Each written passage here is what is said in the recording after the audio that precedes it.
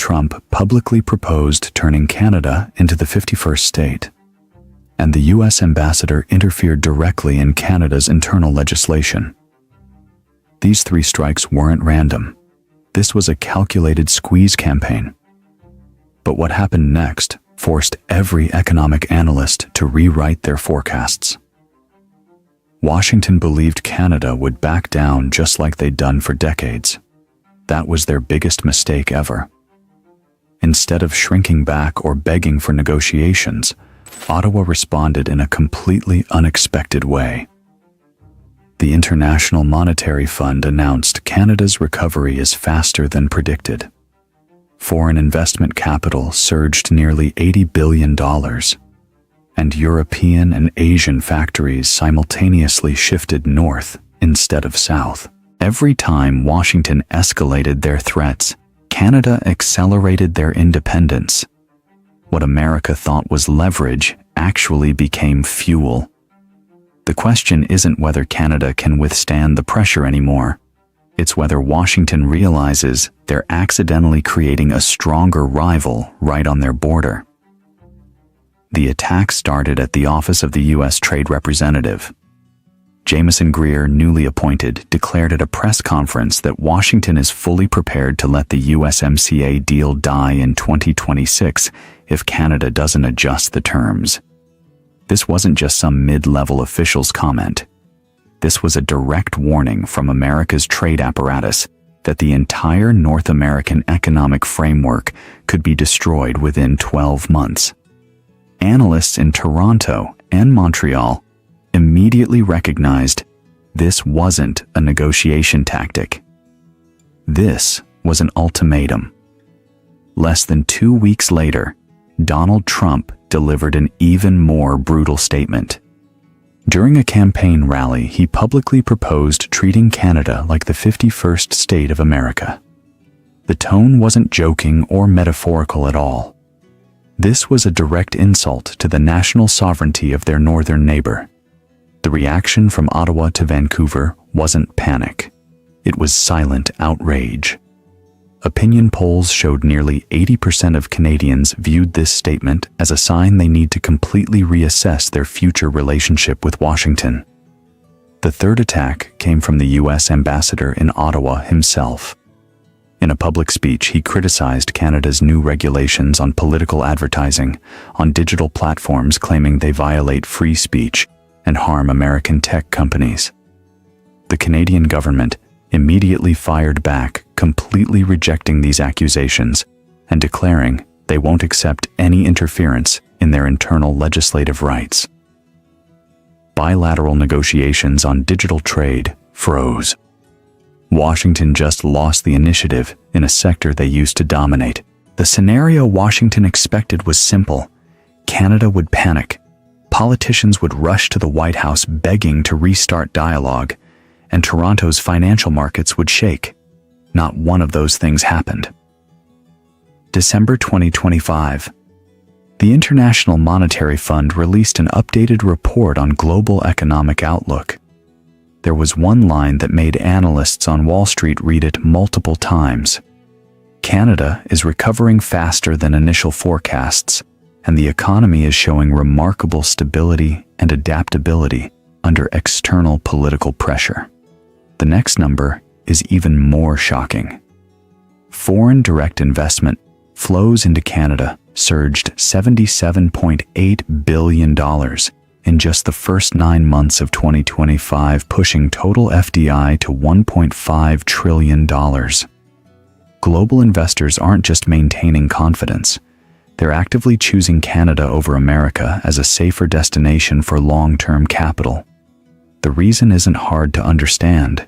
While Washington constantly changes tariff policies, threatens allies, and creates legal instability, Ottawa maintains transparent regulations, commits to over 50 free trade agreements, and builds a predictable business environment.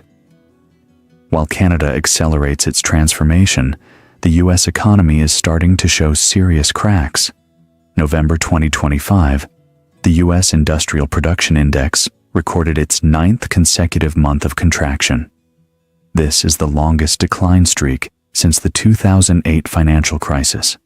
Transportation equipment manufacturers, heavily dependent on components from Canada, are forced to cut shifts, lay off thousands of workers, and even relocate parts of their production lines to Mexico or Canada itself to avoid policy instability. The reason they give isn't labor costs. It's the unpredictability of America's business environment.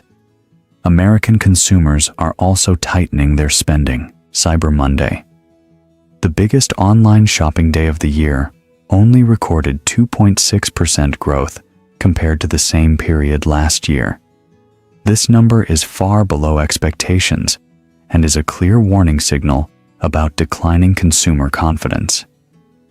When people aren't sure about tariff policies, commodity prices, or even the future of trade agreements, they naturally hold onto their wallets tighter. The response from the business community is even sharper. Costco, one of America's largest retailers, officially filed a lawsuit against the federal government demanding refunds for tariffs they claim are illegal. If Costco wins, and if dozens of other companies follow suit, Washington will face billions of dollars in compensation. But more important than the dollar amount is the message the business community is sending. They no longer trust the consistency of U.S. trade policy. International investment funds are starting to classify the United States as a high political risk region. Capital is quietly redirecting toward more stable countries, and one of the preferred destinations is Canada. Canada now has the highest ratio of foreign direct investment to GDP in the G7. This number isn't random.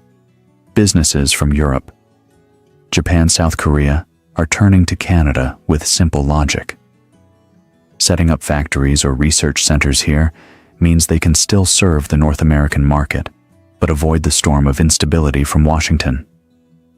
The over 50 free trade agreements Canada has signed create a business environment that's nearly unique on the planet. Canada's new competitive advantage isn't about cheap prices, it's about connectivity. From Vancouver or Toronto, businesses can export to Europe, Asia, South America, without getting caught up in erratic tariff waves from America. They're still close to the US market, but political risk is significantly lower. This is exactly why even American companies are starting to see Canada as a strategic buffer zone. Instead of expanding production at home amid instability, they're choosing Canada as a temporary shelter while waiting for things to clear up. Capital is flowing north, and the regional balance of economic power is shifting in ways few predicted. At an auto parts manufacturing plant in suburban Toronto, a Canadian production manager of Italian descent named Giuseppe is facing a decision he never thought he'd have to make. For the past 20 years, his factory imported components from 3 northern U.S. states, assembled them in Canada, then exported back to Detroit automakers. This model ran smoothly until Washington started changing the rules every quarter. October 2025, Giuseppe decided to completely end his dependence on the American supply chain. He signed contracts with suppliers in Quebec and Ontario, invested in domestic component production lines, and expanded exports to European markets through the CETA agreement. In Quebec, lithium and cobalt mining projects are being fast-tracked. In Ontario, the electric vehicle production ecosystem is expanding with partners from Germany, Sweden, and South Korea. What Canada is building isn't a defensive reaction. It's a complete industrial wall, a domestic production network capable of withstanding external shocks without needing to call on Washington. And most importantly, they're preparing for a world where North America is no longer the only center, but just one of many parallel economic hubs. Canada's strategy doesn't stop at energy. Partnerships with Europe are expanding into critical minerals, green technology, and joint research on energy transition. For Asian businesses, Canada is becoming a safe gateway to access Western markets without being affected by sudden tariff waves from Washington. Compared to America's strategy based on threats, constant renegotiation, and building walls, Canada is building economic and diplomatic bridges. And these bridges are quickly proving their value in ways that pure force never could. Economic analysts are asking the question, what happens if the United States withdraws from USMCA? This scenario is now being seriously discussed at policy conferences and corporate boardrooms, with forecast results completely paradoxical to Washington's expectations. Instead of weakening Canada, USMCA's collapse could turn Canada into the continent's independent manufacturing hub. With dozens of free trade agreements, a transparent legal system, abundant resources, and trust from international investors, Canada will become the ideal base for companies needing to access Western and Asian markets. Electric vehicle production, strategic mineral processing, clean energy exports, and high tech will concentrate here. The very threats meant to corner Canada are actually turning this country into a far more powerful competitor. This isn't a tactical mistake. It's a profound miscalculation. Washington believed they could use pressure to force Canada into defense mode, but they were wrong. Every time Washington escalates threats, Ottawa accelerates economic diversification. What America thought was leverage has become fuel for transformation. Canada isn't contracting. They're expanding, building two parallel systems, one managing instability from the south, one connecting with over 50 global markets. Capital is tilting northward. Factories are choosing Toronto over Texas, Vancouver over California. Electric vehicles, clean energy, strategic minerals, and high tech are reshaping North America's economic map. The question Washington faces now isn't how to force Canada to back down anymore. It's whether their effort to create leverage has accidentally created a stronger rival right on their border. Who really controls North America's economic future? The answer might come sooner than expected. If you found this analysis opened up a new perspective on the shifting balance of power, don't forget to like and subscribe to the channel to follow future developments. Every subscription helps us continue diving deeper into what's hidden behind the headlines. Do you think this is a real turning point or just a temporary move? Share your thoughts in the comments below.